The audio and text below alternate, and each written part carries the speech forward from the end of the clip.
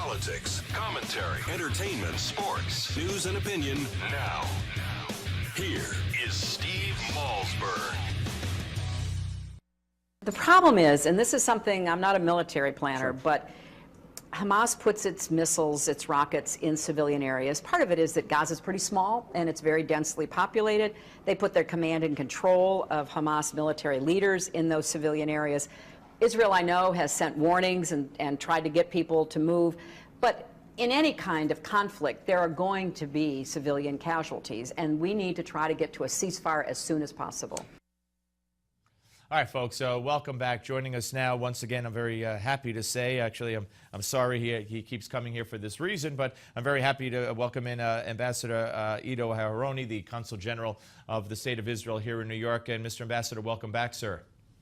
Thank you. Thank you for having me.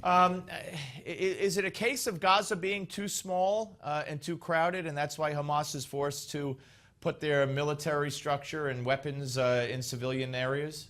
Well, it is true that Gaza is a very small place, extremely crowded. It's one of the highest population density in the world. But it is also true that Hamas is using civilians as human shield and thus committing a double crime. A crime against Israeli citizens and a crime against its own citizens and supporters.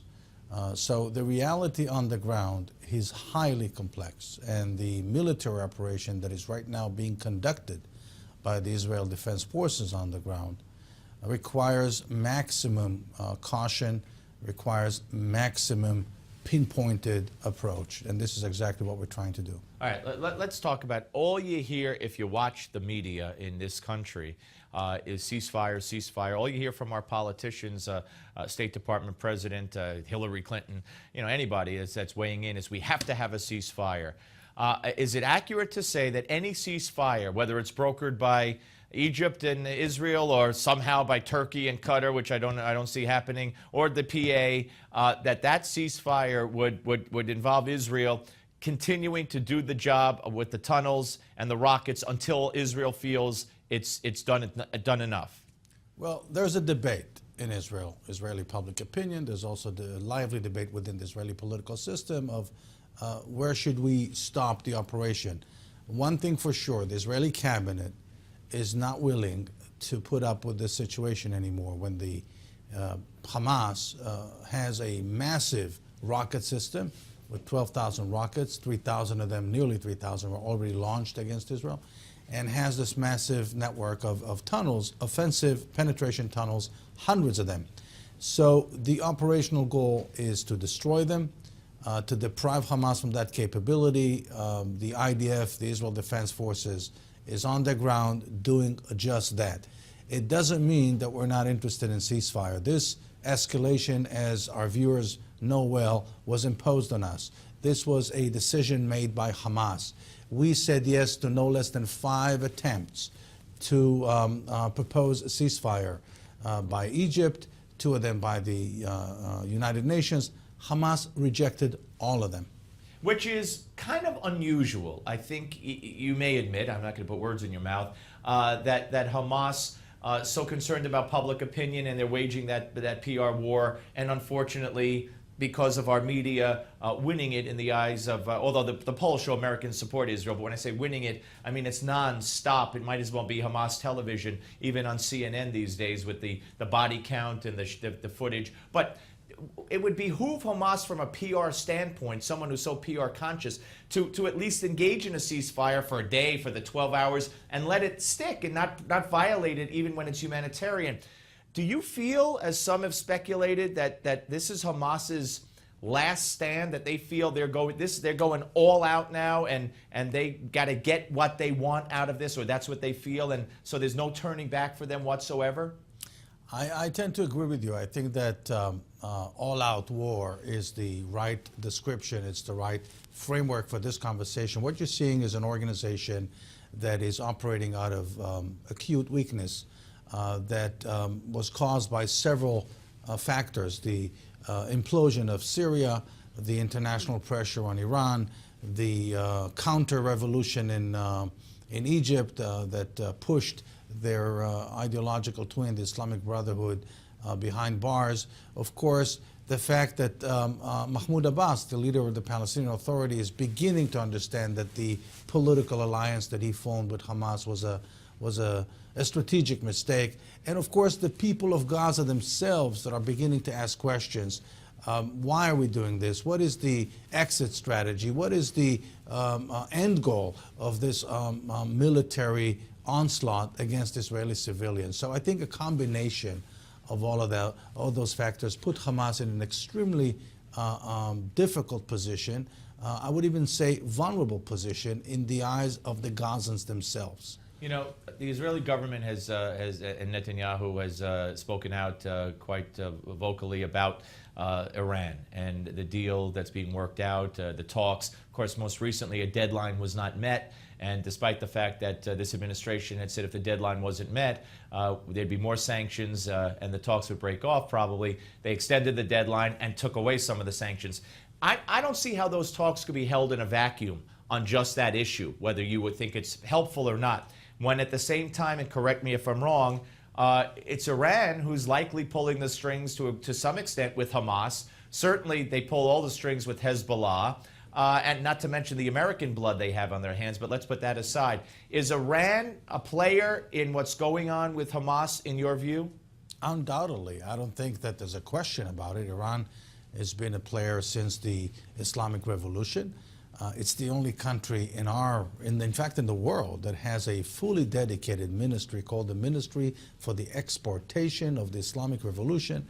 This ministry has only one purpose, one goal in life, and that is to agitate and instigate, and they do it with Sunnis, they do it with Shiites, they do it with Hamas, they do it with Hezbollah. You find their footprints all over the world, from Latin America through North Africa, Central Asia, the former Soviet republics, Islamic republics, and of course in the Middle East. So there's no doubt in our mind. There is also hard evidence.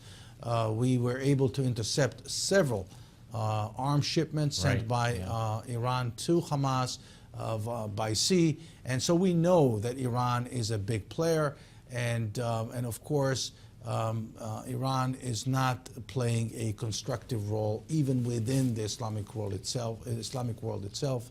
There are tensions all over the place. What about the report that North Korea is selling Hamas tens of millions of dollars worth of rockets? And you know, there was one story that said, why doesn't the United States just write a check to North Korea? Because shortly after we announced we're giving $40-some-odd million to the people of Gaza for humanitarian relief, Hamas announced their purchase, or there was the reports of this deal with North Korea. I don't see how the money goes to the people of Gaza. It never has. Do you fear that North Korea now could be a player in providing rockets as well? Look, Hamas will get weapons and ammunition from whoever is willing to give it to them. We know that Syria is a main supplier. We know that Iran is a main supplier. We know that the arms went through the Sinai into Gaza, through the tunnel, sometimes by sea.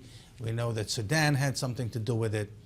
But people have to understand, we are fighting the fight of the free world here.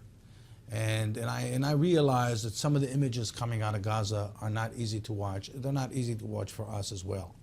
But we have to understand, this is an uncompromising, brutal, deadly organization that is nurturing bigotry, hatred, and death. And they will take weapons from anybody, whether it's the North Koreans or who knows who. They will take weapons from anybody because this is their raison d'etre. One more, Sarah, on the tunnels. Why do we keep hearing that you found 30 of them or X amount of them, but only half of that amount or 1/3 of that amount have been destroyed? Are they that difficult to destroy? Why aren't they found and then, as a layman, I'm just asking, why aren't they found and then blown up and move on to the next one? Two reasons.